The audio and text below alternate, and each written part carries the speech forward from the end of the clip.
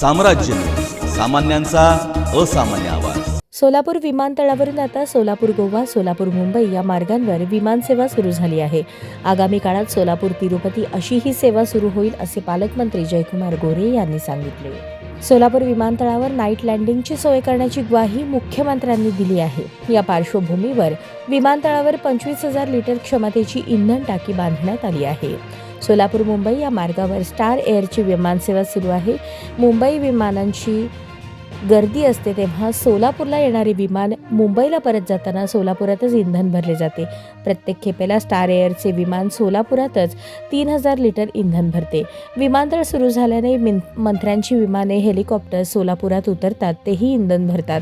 कायमची इंधन टाकी उभारल्याने त्यांची ही सोय झाली आहे। गोवा सोलापूर ही विमानसेवा फ्लाय 91 कडून दिली जात आहे। ही विमाने मात्र गोव्यातूनच इंधन भरून येतात असेही विमानतळ अधिकाऱ्यांनी सांगितले। प्रत्येक खेपेला मुंबईला जाणाऱ्या विमानाला अंदाजे 3,000 लिटर आणि हेलिकॉप्टरला 1,500 लिटर इंधन लागते।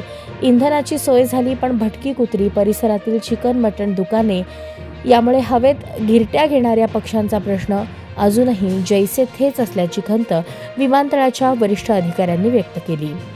महापालिका निवडणुकीच्या प्रचार सभेत मुख्यमंत्री देवेंद्र फडणवीस यांनी सोलापूर विमानतळावर नाईट लँडिंग सुरू करण्यात येईल अशी ग्वाही दिली। त्यामुळे सोलापुरात उद्योग वाढ होईल, मात्र विमानतळावरील मोकाट कुत्र्यांचा प्रश्न अजूनही पूर्णतः सुटलेला नाही। अनेकदा विमानतळ परिसरातील मोकाट कुत्र्यांमुळे विमानाला हवेत घिरट्या घ्याव्या लागतात असे वरिष्ठ अधिकाऱ्यांनी सांगितले। परिसरातील चिकन मटण विक्री दुकानांमुळे मोकाट कुत्री आणि पक्ष्यांचा वावर देखील अद्याप जैसे थे आहे।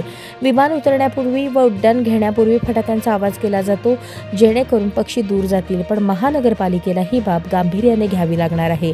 विमानसेवा सुरळीत राहण्यासाठी महापालिकेने विमानतळ परिसरातील मोकाट कुत्र्यांचा बंदोबस्त करावा अशी सोलापूरकरांची मागणी आहे।